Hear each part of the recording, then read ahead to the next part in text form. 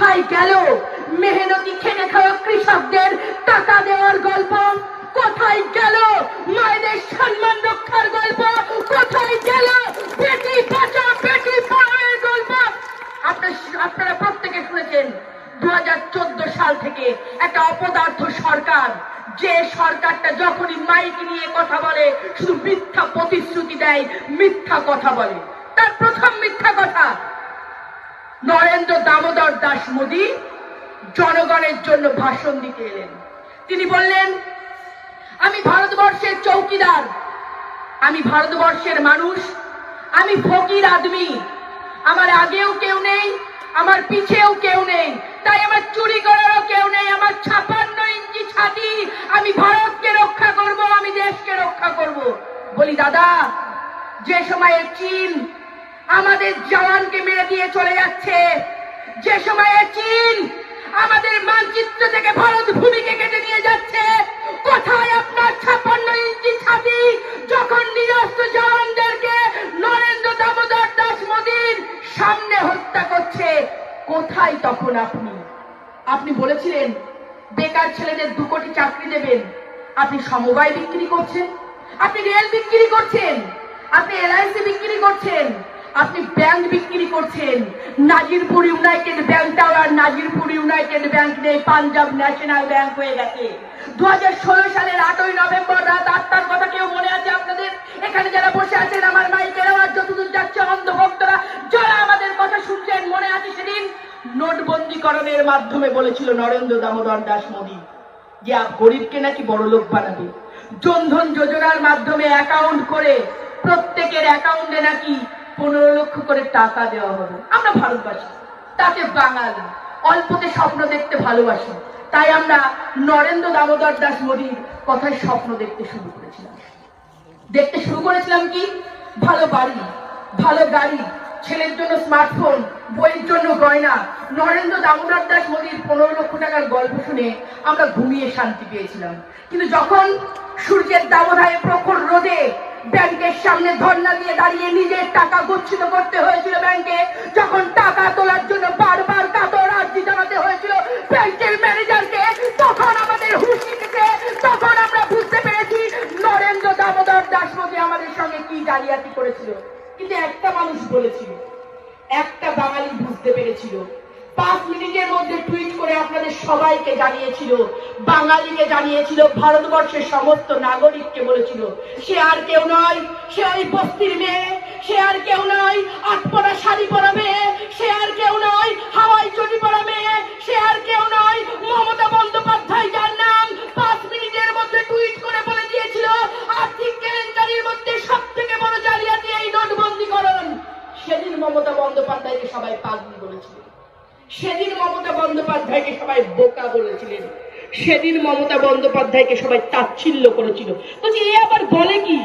নরেন্দ্র দামোদর দাস মোদী বড়লোককে গরিব বানাবে আর গরিবকে বড়লোক বানাবে, তার জন্য নোটবন্দীকরণ করেছিল। মমতা বন্দ্যোপাধ্যায় কিছু জানে না। আজ বুঝতে পেরেছেন তো? আজ অনুভব করছেন তো?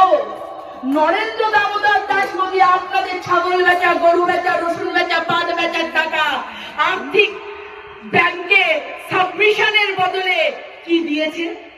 আপনাদের টাকা আপনারা ব্যাংকের অ্যাকাউন্টে গচ্ছিত রেখেছেন, সেই টাকা তিলে তিলে ব্যাংকের পানিশমেন্ট স্বরূপ আজ এতে কেটে নিয়েছে, কালকে ওতে কেটে নিয়েছে, কালকে এভাবে কাটছে, কালকে ওভাবে কাটছে, একের পর এক আপনাদের টাকা কেটে কেটে নিয়ে চলে গেছে সরকার। আপনারা হতবাক, কথা পর্যন্ত বলতে পারেননি, আর্জি পর্যন্ত জানাতে পারেননি, কার কাছে বলবেন, কোন সরকারের কাছে বলবেন, আপনারা কিছুই বুঝতে পারেননি।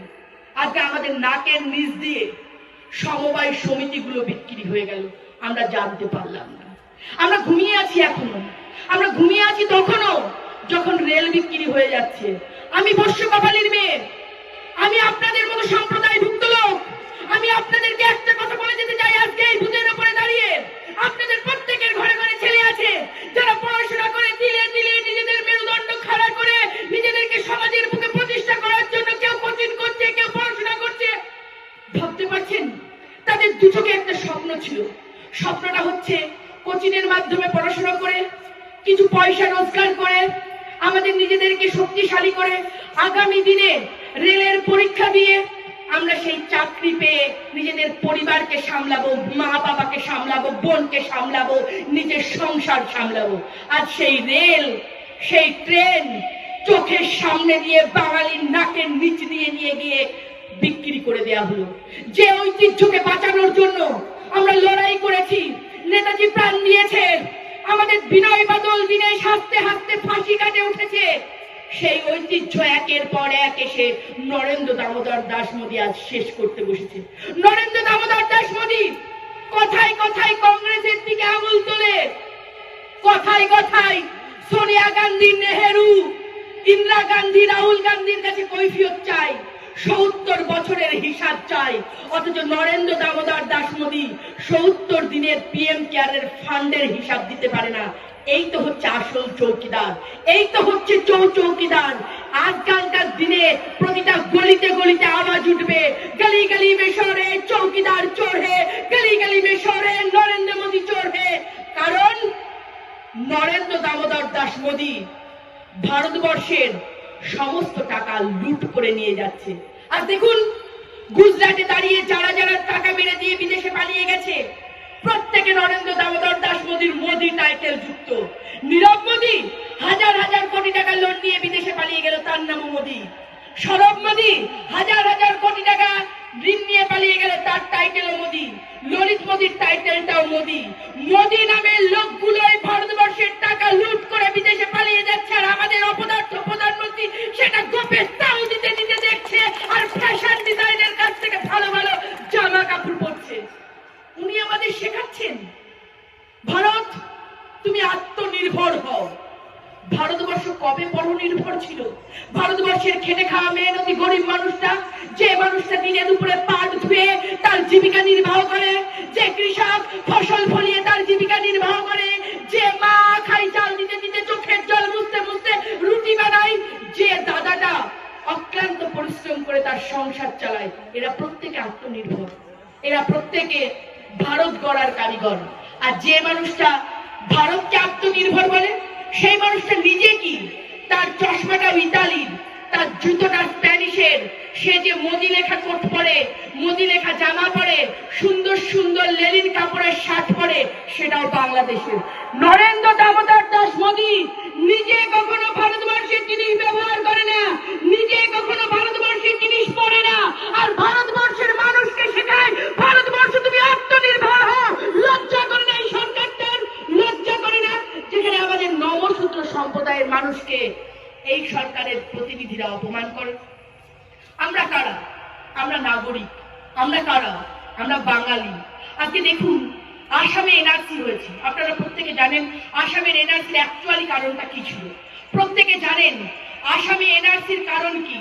রাজীব গান্ধী যে সময়ে প্রধানমন্ত্রী ছিল, আসামে উত্তরোত্তর বাঙালিকে যাতে দমন করতে পারে, আসামে উত্তরোত্তর বাঙালিকে যাতে আসাম থেকে উৎখাত করতে পারে, আসামে উত্তরোত্তর বাঙালিরা চাকরিতে বুদ্ধিদীপ্ততায় নিজেদেরকে যখন মেলে ধরছিল, তাদের মাথাটাকে ছেদ করতে পারে, রাজীব গান্ধীকে চাপে ফেলে আসামে এনআরসি চুক্তিপত্রে সই হল। আর ঠিক নরেন্দ্র দামোদর দাস মোদী 2014 সালে ক্ষমতায় আসার পরে আইনি প্রক্রিয়া চালিয়ে আসামে এনআরসি করলো। আসামে এনআরসি করে কি বললো? বললো এ তো হিন্দুস্থান, এখানে হিন্দুরা থাকবে, আর যারা অনুপ্রবেশকারী আছেন তাদের সবাইকে বের করে দেওয়া হবে, অর্থাৎ মুসলিমদেরকে তাড়িয়ে দেওয়া হবে। আজ দেখুন আসামের এনআরসিটার দিকে তাকিয়ে দেখুন, আমরা যারা হিন্দু ভাই আছি, নরেন্দ্র দামোদর দাস মোদীর কথায়, নরেন্দ্র দামোদর দাস মোদীর বচনে আমরা ভুলে গিয়ে ভেবেছিলাম সত্যি সত্যি বা ভারতবর্ষটা হিন্দুর দেশ হবে, হিন্দুস্থান হতে চলেছে। দেখুন আজকে আসামে গিয়ে 19,22,000 মানুষের মধ্যে 11,53,000 মানুষ হিন্দু সম্প্রদায়ের মানুষ, বাঙালি মানুষ। কোথায় আছেন আপনারা? আজ তারা ডিটেনশন ক্যাম্পে। তারা নাকি বলছে বাংলায় এনআরসি করবে এবং বাংলা থেকে সকলকে অনুপ্রবেশকারীদের উৎখাত করবে। আমরা তারকাটার ওপার থেকে এসেছিলাম এখানে বসত বাড়ি করতে, অক্লান্ত পরিশ্রম, অকথ্য অত্যাচার সহ্য করে যখন ভারতবর্ষে নিজেদেরকে প্রতিষ্ঠা করার জন্য আসলাম, তখন আজকে এত বছর পরে আমাদেরকে শুনতে হচ্ছে আমরা অনুপ্রবেশকারী, আমাদেরকে দেখাতে হবে কাগজ, তবেই নাকি আমরা ভারতবর্ষের নাগরিক। তবে আজ পর্যন্ত আমরা নিজের রক্ত, আমরা নিজের ঘাম, আমরা নিজের পরিশ্রম সমস্ত কিছু উদযাপিত করে দেশ গড়ার জন্য, জাতি গড়ার জন্য, গ্রাম গড়ার জন্য কষ্ট করে সকল কিছু করলাম, তাহলে আমরা কারা? এরা অ্যাকচুয়ালি যারা বাংলায় কথা বলে সবাইকে বাংলাদেশি ভাবে। আপনারা দেখবেন ট্রেনে বাসে যখন সফর করছেন, যখন নন বেঙ্গলি দেশগুলোতে যাবেন, তখন যখন গিয়ে বাংলায় কথা বলবেন আপনাদেরকে ঠিক এইভাবে বাঁকা চোখে তাকিয়ে বলবে, বাংলায় কথা বলছেন, আপনারা বাংলাদেশি। মানে আমরা বাংলায় কথা বলি, আমরা পশ্চিম বাংলার লোক, আমাদেরকে এরা পুনজোরে তাকিয়ে বলে আমরা কিনা বাংলাদেশি। আগামী দিনে এই বাংলা বুঝিয়ে দেবে নরেন্দ্র দামোদর দাস মোদীকে। বাংলার মানুষকে দিলীপ ঘোষের মতো অপদার্থ লোক যখন কুকুর ছাগল বলে, 2 টাকা কেজি দরের চাল মমতা বন্দ্যোপাধ্যায়ের খেয়ে যখন বিরোধীরা মমতা বন্দ্যোপাধ্যায়ের কুৎসা করার জন্য বেরোয়, তখন কিনা দিলীপ ঘোষ প্রেস মিটিং করে, তখন কিনা দিলীপ ঘোষ মাইক ধরে বলে বাংলায় যারা 2 টাকা কেজি দরের চাল খায় তারা কুকুর ছাগল। বলি ভাইরা, বলি দাদারা, বোনেরা, আমরা কি কুকুর ছাগল? আমাদের কি গণতান্ত্রিক অধিকার নেই? আমাদের কি সম্মান নেই? আমাদের মৌলিক অধিকার নেই? তাহলে যে মানুষটা বাংলার মানুষকে কুকুর ছাগল বলে অপমান করছে, আগামী দিনে গণতান্ত্রিক পদ্ধতিতে ভোট দানের মাধ্যমে সেই সরকারটাকে সুদে আসলে বুঝিয়ে দিতে হবে বাঙালিরা কুকুর ছাগল নয়। বাংলা গর্জন করতে পারে, বাংলা তর্জন করতে পারে, বাংলা নিজের অধিকার অর্জন করতে পারে। তাই আসুন বাঙালি হয়ে জাগুন, বাঙালি সচেতন নাগরিক হয়ে জাগুন, যাতে আগামী দিনে বাংলার থেকে বাঙালি প্রধানমন্ত্রী চাই। আমাদের বাপ ঠাকুরদার যে স্বপ্ন ছিল, নেতাজি সুভাষচন্দ্র বসুকে নিয়ে দেখেছিল, প্রণব মুখার্জিকে নিয়ে দেখেছিল, মাননীয় মুখ্যমন্ত্রী মমতা বন্দ্যোপাধ্যায়ের দ্বারাই সেই বাংলার প্রধানমন্ত্রী, বাঙালি প্রধানমন্ত্রীর স্বপ্ন যেন পূর্ণ করতে পারি। আমাদের মেরুদণ্ড সব সময় খাড়া রেখে চলি আমরা। আমাদের মাথা, বাঙালির মাথা কোনো সময় কারোর কাছে নোয়ায় না। সেটা নেতাজি বুঝিয়ে দিয়েছে, সেটা রবীন্দ্রনাথ বুঝিয়ে দিয়েছে, সেটা জীবনানন্দ দাশ বুঝিয়ে দিয়েছে, সেটা নজরুল বুঝিয়ে দিয়েছে। এ বাংলার মাটি শক্ত ঘাঁটি, এ বাংলার মাটি রবীন্দ্রনাথের মাটি, এ বাংলার মাটি নজরুলের মাটি, এ বাংলার মাটি জীবনানন্দ দাশের মাটি, এ বাংলার মাটি বাঙালির মাটি, এ বাংলার মাটি মমতা বন্দ্যোপাধ্যায়ের মাটি। আর এই বাংলাকে যারা নজরে দেখবে, এই বাংলার দিকে যারা আঙুল তুলবে, বাংলার বাঘিনী, বাংলার মুখ্যমন্ত্রী, বাংলার মা সে আঙুল ভেঙে দেবে, সে চোখ উপড়ে নেবে। একটা কথা বলি, আমরা জাতিতে নমশূদ্র, আপনারা যারা এখানে বসে আছেন এই বুথের বেশিরভাগ মানুষ নমশূদ্র সম্প্রদায়ের মানুষ। আমরা ঠাকুর বাড়িকে মাথায় করে রাখি। বড় মা বীণাপাণি দেবী আমাদের কাছে ঈশ্বর সমতুল্য। তার ঘরে, তার পরিবারের সমস্ত লোক আমাদের প্রতিনিধিত্ব করে, আমাদেরকে সাদরে আহ্বান করে, সাদরে বলে বাংলায় উঁচু হয়ে বাঁচার জন্য, দলিত সম্প্রদায়ের নামটাকে ঘুচিয়ে আগামী দিনে যোগ্য জায়গায় পৌঁছানোর জন্য। সেই ঠাকুর বাড়িকে নিয়ে কত বড় নোংরামি করলো আপনারা দেখেছেন তো, আপনারা জেনেছেন তো। 5 তারিখে রামনবমীর নামে, রাম পুজোর নামে যে ভূমি উদ্বোধনের নামে সভা করলো, আপনারা জানেন তো, শুনেছিলেন তো। ঘটা করে অটল বিহারী বাজপেয়ীর সময় একবার ভূমি পুজো হয়েছিল, লাল কৃষ্ণ আডবাণী রথ চালিয়েছিল, আবারও ঘটা করে নাটক করে ভূমি পুজো করা হলো। সেই ভূমি পুজোতে কারা কারা নিমন্ত্রণ পেল? উচ্চ ব্রাহ্মণ সম্পন্ন লোক, উচ্চ হিন্দু লোকেরা। আবারও আমাদেরকে দলিতদেরকে অপমান করা হলো। মেনে নিলাম আমরা দলিত, আমরা ছোঁয়ার যোগ্য নয়, আমরা পাশে বসার যোগ্য আমাদের নেই, আমাদের অধিকার নেই তাদের সাথে বসে পুজো করার। কিন্তু আমাদের ঠাকুর বাড়িকে অপমান করার সাহস ওদেরকে দিল। যে ঠাকুর বাড়ির মাটি জল পাঠানো হলো, যে ঠাকুর বাড়ি নিয়ে বারবার বাংলায় এসে রাজনীতি করে, যে ঠাকুর বাড়িকে দেখিয়ে বিজেপি বারবার তর্জন করে, বারবার গর্জন করে, আগামী দিনে নাকি পশ্চিম বাংলাতে তারা ক্ষমতায় আসতে চলেছে, 2021 সালে নাকি বিজেপি ক্ষমতায় আসবে। সেই ঠাকুর বাড়িকে যখন অপমান করলো, আপনাদের বুকে বাঁধলো না, আপনাদের গায়ে বাঁধলো না। যখন মাটি ফিরিয়ে দিল, যখন জল ফিরিয়ে দিল, অপমান করে কুকুরের মতো আমাদেরকে তাড়িয়ে দেওয়া হলো।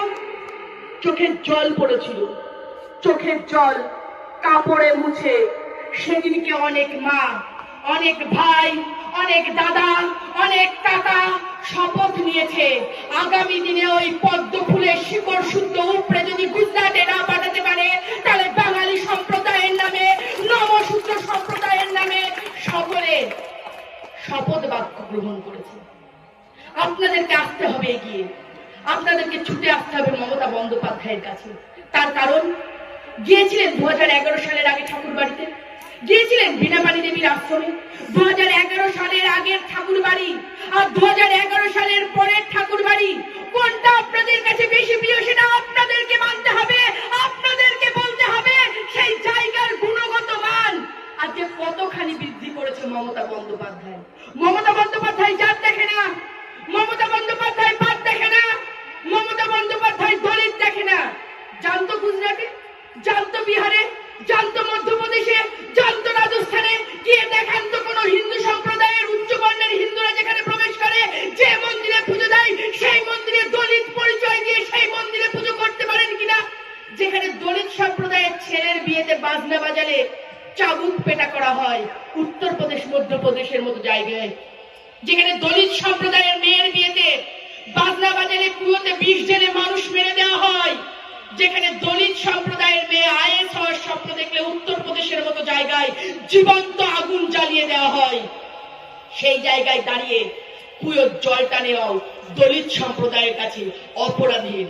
মনে আছে বাবাজির কথা, মনে আছে ভীমরাও আম্বেদকরের কথা, যার গলায় ঘন্টা বেঁধে দেওয়া হয়েছিল, যাকে পড়াশোনা করার জন্য 50 মাইল দূরে হেঁটে যেতে হতো, যাকে কুয়োর জল খাওয়ার জন্য 100 মাইল হাঁটতে হতো, যাকে থুতু ফেলার জন্য গলার সঙ্গে মালুই বেঁধে দেওয়া হয়েছিল, যাকে স্কুলে পড়তে বসার সময় দূরে বসিয়ে রাখতো যাতে সেই দলিত সম্প্রদায়ের দাসের ছেলেকে কেউ যাতে ছুঁয়ে না ফেলে।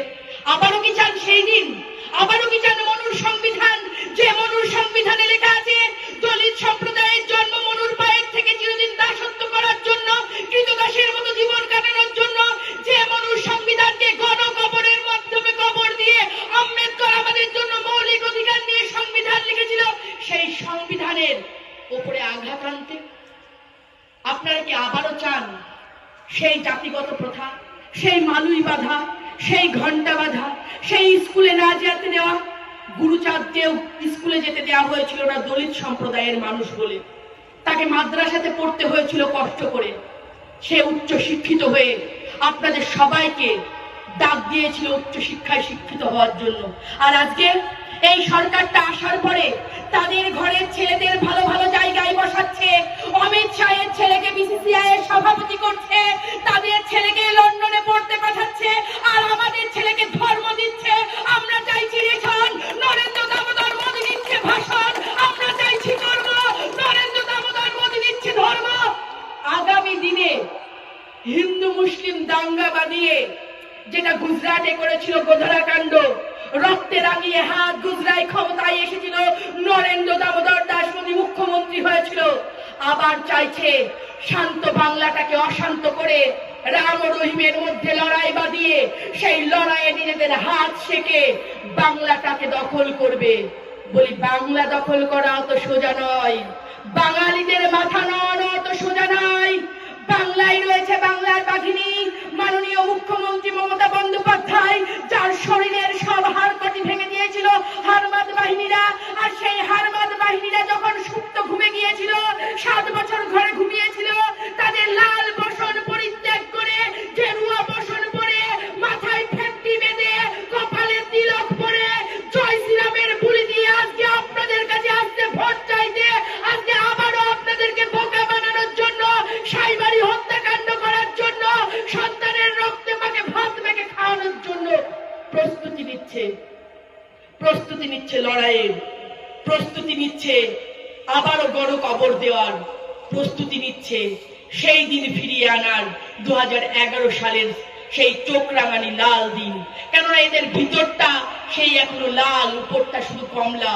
দেখুন গিয়ে, দেখুন ভোটের আগে সিবিআই ইডি দিয়ে যাদেরকে বলে ভাগ মুকুল ভাগ, আর আজকে বলে মুকুল মেরে দল মে আ গয়া, মুকুল গঙ্গা জল পানি সে ধোলো, দুধ সে ধোলো, মুকুল তো পরিষ্কার হয়ে গেছে। এটাই হচ্ছে এদের চরিত্র।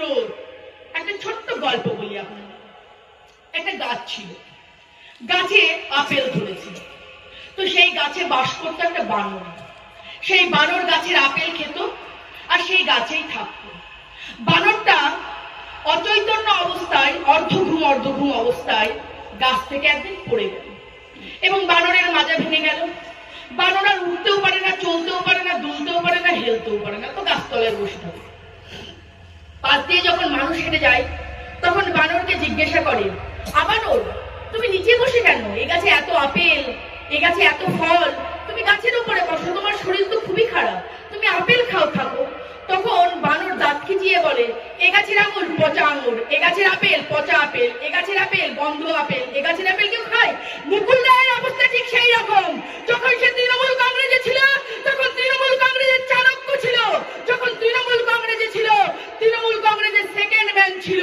আর আজকে মুকুল রায় তৃণমূল কংগ্রেসের গাছ থেকে পড়ে যাওয়ার পরে মাজা ভাঙা অবস্থায় যখন বিজেপিতে গেল, আজ মুকুল রায় কোথায়? তার বাড়ির ব্যানার উড়ে যাচ্ছে, তার পোস্টার উড়ে যাচ্ছে, রাজ্যসভায় যেতে গিয়েও যেতে পারছে না, মুকুল প্রতিনিধিত্ব করতে পারছে না। বলি, ও মুকুল গন্ধ মুকুল, ও মুকুল পচা মুকুল, ও মুকুলে ফল হয় না, ও মুকুলে পদ্ম ফোটে না, তাই মুকুল রায়কে আজ আর খুঁজে পাওয়া যায় না। আগামী দিনে দেখুন মুকুলের মতো কত মুকুল বিজেপির থেকে ঝরে পড়বে, আর তৃণমূলের ছাট মাল নিয়ে, তৃণমূল পার্টির কর্মী নিয়ে বিজেপি যদি মনে করে 2011 সালে পশ্চিম বাংলায় ক্ষমতায় আসবে, তো বাঙালিরা হাততালি দিয়ে তাদেরকে শাড়ি পরিয়ে চুড়ি দিয়ে আহ্বান করবে, বলবে, এসো বাংলায় এসো, বাংলার পুরুষরা এত কমজোর নয়, তোমাদের মতো গুজরাটিকে ভাড়া করে এনে, তোমাদের মতো অমিত শাহের মিথ্যা স্বপ্ন দিয়ে আমাদের বাংলা গড়তে হবে। মনে আছে লকডাউনের সময়, মনে আছে করোনা ভাইরাসের সময়, যে সময়ে লকডাউন, মানুষ খেতে পাচ্ছে না, আমাদের মুখ্যমন্ত্রী মমতা বন্দ্যোপাধ্যায় ফ্রিতে রেশন দিল, ঠিক সেই সময় কারোর দেখা পাওয়া গেল না। বাংলার থেকে নাকি 18 জন এমপিকে বাংলার মানুষ কেন্দ্রে পাঠিয়েছে, বাংলার থেকে 18 জন এমপিকে নাকি প্রতিনিধিত্ব করার জন্য, বাংলার উন্নয়ন করার জন্য দিল্লিতে পাঠানো হয়েছে। কিন্তু লকডাউনের সময় একটা এমপিকে কেউ দেখতে পেল না। ঠিক যেই লকডাউনটা উঠে গেল, অমিত শাহ এসি ঘর থেকে বেরোলেন, প্রথমে বাংলায় ভার্চুয়াল সভা করলেন, বললেন বাংলায় আগামী দিনে 21 নির্বাচন আসছে, সবাই এলইডি স্ক্রিন লাগিয়ে ভার্চুয়াল সভা হবে, তার খরচ কত? 1325 কোটি টাকা।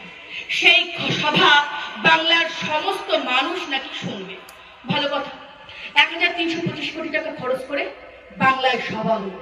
অমিত শাহ বক্তব্য রাখলেন, বললেন আগামী দিনে আমাদের ক্ষমতায় নিয়ে আসুন, 2021 সালে আমরা আয়ুষ্মান ভব দেব, আগামী দিনে আমাদের ক্ষমতায় নিয়ে আসুন, আমরা বাংলাটাকে সোনা দিয়ে মুড়ে দেব। বলি, অমিত শাহ, ও দাদা, দিলীপ ঘোষের গরুর দুধ থেকে যে সোনা বেরোয়, সেই সোনা দিয়ে বাংলা গড়তে হবে না, বাংলা মুড়াতে হবে না।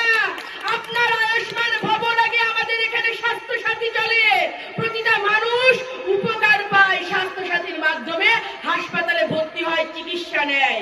আয়ুষ্মানের গল্পটা বিহারে করুন, গুজরাটে করুন, মধ্যপ্রদেশে করুন, রাজস্থানে করুন, আমাদের এখানে বাংলা নিয়ে ভাবার জন্য বাংলার মা রয়েছে। আবার দেখলেন কয়েকজন এমপি এসি ঘরে বসে ঠান্ডা ঠান্ডা চিলচিল হাওয়া নিতে নিতে কেউ কেউ বইয়ের উকুন বাজছে, কেউ কেউ বইয়ের মাথা আসতে দিচ্ছে, কেউ বা বইয়ের ফেসিয়াল করে দিচ্ছে। আর ঠিক যে সময় তাদের বাড়ি ফেরার সময়, যখন আমাদের অগণিত শ্রমিক রাস্তায় পায়ে হেঁটে বাড়ি ফিরছে, যখন অগণিত শ্রমিক পায়ের ফসকা নিয়ে অসহ্য যন্ত্রণা নিয়ে রাস্তায় রাস্তায় কাতরাচ্ছে, যখন 13 জন মা প্রসব যন্ত্রণা সহ্য করতে না পেরে রাস্তায় প্রসব করলো, যখন 3 জন মা প্রসব যন্ত্রণা সহ্য করতে না পেরে আত্মহত্যা করলো, যখন অগণিত মানুষ ট্রেনে কাটা পড়ে লেবার শ্রেণীর মানুষ মারা গেল, তখন আমাদের প্রধানমন্ত্রী দিল্লি থেকে আয়েশ করে এমপির বউকে ভালোভাবে ফ্লাইটে গোপন ভাবে কলকাতাতে পৌঁছে দিল এবং তার বাড়ি যাওয়ার ব্যবস্থা পর্যন্ত করে দিল। আর আমাদের লেবারদের সঙ্গে, আমাদের পরিযায়ী শ্রমিকদের সঙ্গে টাকা উসুল করা হলো, ট্রেনের ভাড়া নেওয়া হলো। কই বাংলা থেকে তো কোনো শ্রমিক যেতে গিয়ে প্রাণ হারালো না, কই বাংলা থেকে তো কেউ পালিয়ে আসলো না, কই বাংলা থেকে তো কোনো রাজ্যে কেউ পালিয়ে গেল না। তবে অন্য রাজ্য থেকে বাংলাতে পালিয়ে আসতে হলো কেন? কেন তারা জলের ব্যবস্থা করতে পারলো না? কেন কেন্দ্রীয় সরকার খাবারের ব্যবস্থা করতে পারলো না? কেন কেন্দ্রীয় সরকার তাদেরকে আশ্বস্ত করতে পারলো না, তোমরা যে যেখানে আছো আমি তোমাদের প্রোটেকশন নরেন্দ্র দামোদর দাস মোদী। আপনারা সবাই জানেন, কম বেশি অনেকে সোশ্যাল মিডিয়া দেখেন, টিভি দেখেন, খবর শোনেন, পেপার পড়েন। যখন ভারতবর্ষের অর্থনীতি নোটবন্দির কারণে ভেঙে পড়ছে, যখন 3000 কোটি টাকা খরচ করে প্রাসাদ টাইপের মূর্তি সেখানে বসানো হচ্ছে, সবাই বলেছিল ভারতবর্ষের অর্থনীতি আজ ভেঙে পড়ছে, ভারতবর্ষের জিডিপি ভেঙে পড়ছে। যাতে নরেন্দ্র দামোদর দাস মোদীর চুরি না ধরা পড়ে, সেই জন্য ডোনাল্ড ট্রাম্পকে ডাকা হলো। কোন সময় ডাকা হলো? ফেব্রুয়ারির শেষে, মার্চের প্রথমে। কেন ডাকা হলো? যখন হু বারবার বলছে, WHO হু বারবার বলছে যে করোনা প্রচন্ড ভাবে বিশ্বে তাণ্ডব করবে, ইতালি মর্মাহত, ফ্রান্স মর্মাহত, আমেরিকা পর্যদুস্ত, সবাইকে যখন ঘোষণা করছে, আমাদের নরেন্দ্র দামোদর দাস মোদী নাকে তেল দিয়ে ঘুমলেন। তখনও পর্যন্ত কিন্তু করোনার রোগী একটাও ভারতবর্ষের বুকে ধরা পড়েনি। তিনি নমস্তে ট্রাম্পের সভা করলেন 10 লক্ষ মানুষকে নিয়ে, 100 কোটি টাকা খরচ করলেন গরিবকে ঢাকার জন্য, দেওয়াল তুলে দিলেন, প্রাচীর তুলে দিলেন, রেড কার্পেট পেতে দিয়ে নরেন্দ্র দামোদর দাস মোদী ডোনাল্ড ট্রাম্পকে জামাই আদরে অভ্যর্থনা জানালেন। 300 বিদেশি ফটোগ্রাফারকে আনা হলো নরেন্দ্র দামোদর দাস মোদী, তাদেরকে নিয়ে আসলেন ফটো তোলার জন্য। তারপর থেকে ভারতবর্ষের বুকে করোনার রোগী ধরা পড়তে শুরু করলো। এই হচ্ছে নরেন্দ্র দামোদর দাস মোদীর চাল।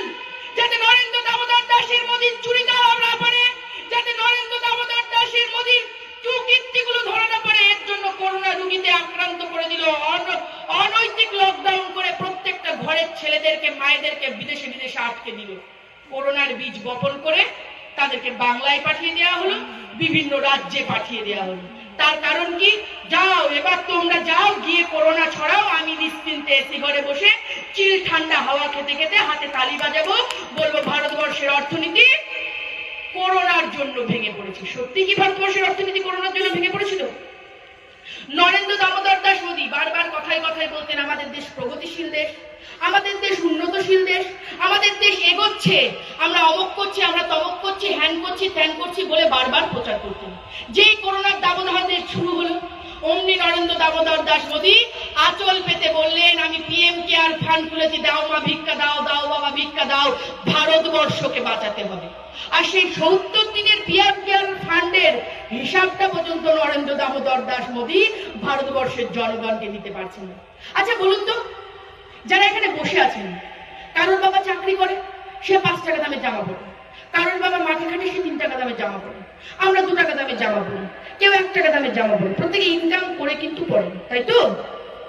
নরেন্দ্র দামোদর দাস মোদী 10 লাখ টাকা দামের জুতো পরে, নরেন্দ্র দামোদর দাস মোদী 10 লাখ টাকা দামের কোট পরে, নরেন্দ্র দামোদর দাস মোদী বারবার বিদেশ সফর করে। তার বাবা কি জমিদারি খুলে গেছিল? তার বাবা কি ভারতবর্ষে টাকার টাকশাল খুলে গেছিল?